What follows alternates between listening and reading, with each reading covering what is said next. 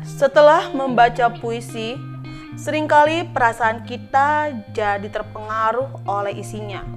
Kadang kita sedih, marah, atau bersemangat. Puisi yang baik senantiasa mampu meninggalkan kesan yang mendalam bagi perasaanmu. Nah, bagaimana penerapannya dan apa-apa saja yang harus kita perhatikan dalam membuat puisi?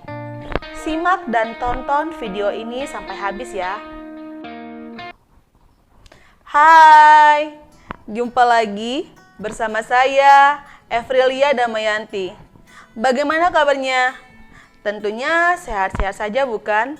Nah, hari ini kita akan lanjutkan pelajaran kita di kelas 10 Bahasa Indonesia, yaitu mengenai bab tentang puisi. Nah, bagi kamu yang sudah kelas 10, silakan simak dan tonton video ini sampai habis. Tapi jangan lupa, klik like, comment, share, subscribe, dan nyalakan tombol lonceng ya, agar channel ini semakin berkembang dan kamu mendapatkan notifikasi video terbaru saya. Selamat belajar! Puisi adalah suatu karya sastra berupa ungkapan isi hati penulis di mana di dalamnya ada irama, lirik, rima, dan ritme pada setiap barisnya. Menurut H.B. Jassin, puisi adalah suatu karya sastra yang diucapkan dengan sebuah perasaan yang di dalamnya mengandung suatu pikiran dan sebuah tanggapan. Nah, itulah pengertian dari puisi. Ada beberapa ciri yang terdapat di dalam puisi, diantaranya yaitu 1. Puisi memiliki rima atau sajak yang teratur. Rima adalah pengulangan bunyi. Dalam puisi, kita akan sering mendengarkan tentang pengulangan bunyi. Contoh simpelnya seperti ini ya. Berakit-rakit ke hulu, berenang-renang ke tepian. Bersakit-sakit dahulu, bersenang-senang kemudian. Nah, di sana ada pengulangan bunyi loh, yaitu bunyi lu dan an di bagian akhir. Yang kedua, puisi bermakna konotasi. Konotasi adalah makna yang bukan sebenarnya. Di SD, kita sudah belajar mengenai denotasi, konotasi. Denotasi adalah makna yang sebenarnya. Konotasi adalah makna yang bukan sebenarnya. Nah, di puisi ini akan sering kita jumpai makna konotasi atau konotatif. Yang ketiga, puisi bersifat simetris. Simetris artinya lebih rapi dalam bentuk susunannya, sajaknya, bunyinya. Yang keempat, puisi juga lebih menggunakan sajak syair atau pola pantun seperti di puisi lama. Nah, di SD kita sudah belajar mengenai pantun, di mana pantun yang kita pelajari itu seperti 1 bait 4 baris. Baris pertama, kedua adalah sampiran, baris ketiga, keempat adalah isi. Nah, itu juga menggunakan sajak syair atau pola pantun. Nah, yang kelima, bahasa yang digunakan puisi lebih padat daripada prosa dan drama.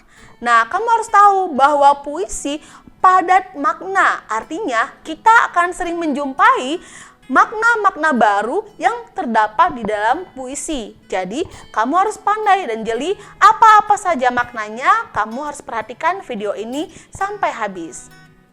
Nah, selanjutnya ada 3 jenis puisi yang akan kita bahas hari ini, yaitu puisi lama, puisi baru, dan puisi kontemporer. Jadi, kamu perhatikan ya. Sekarang kita masuk ke puisi lama. Puisi lama adalah puisi yang terikat oleh aturan seperti rima, irama, larik, maupun bait. Jadi, poin utama di sini adalah terikat.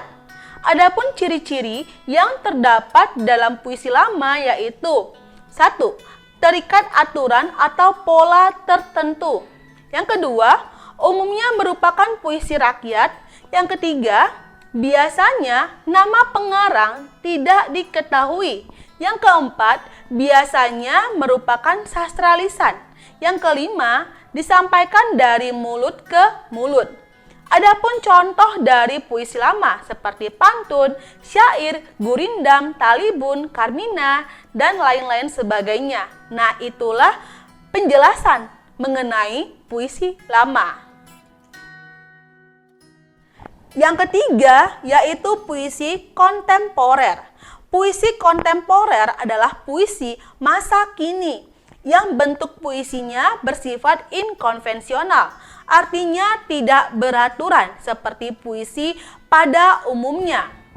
Adapun ciri-ciri yang terdapat di dalam puisi kontemporer seperti 1. Berpijak pada bahasa inkonvensional, artinya tidak teratur seperti puisi pada biasanya.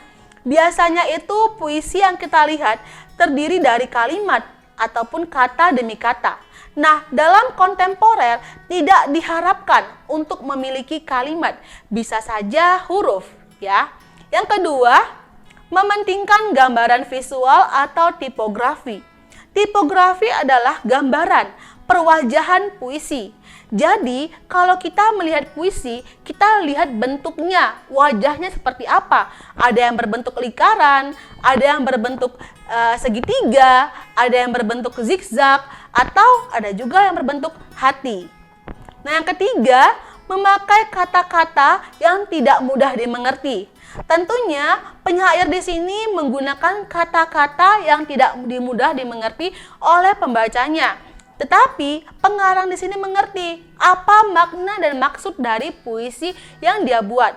Yang keempat, menampilkan kata sedikit mungkin. Nah, seperti yang saya jelaskan tadi, bahwa dalam kontemporer tidak dituntut untuk memiliki kata ataupun kalimat yang kompleks. Jadi, bisa saja suku kata, atau bisa saja satu kata, atau bisa juga satu huruf. Nah, yang kelima, berpatokan pada simbol-simbol tanpa kata yang hanya dipahami oleh penyair yang bersangkutan. Nah, tentunya hanya penyairlah yang mengerti apa makna dan maksud dibalik puisi yang dia buat.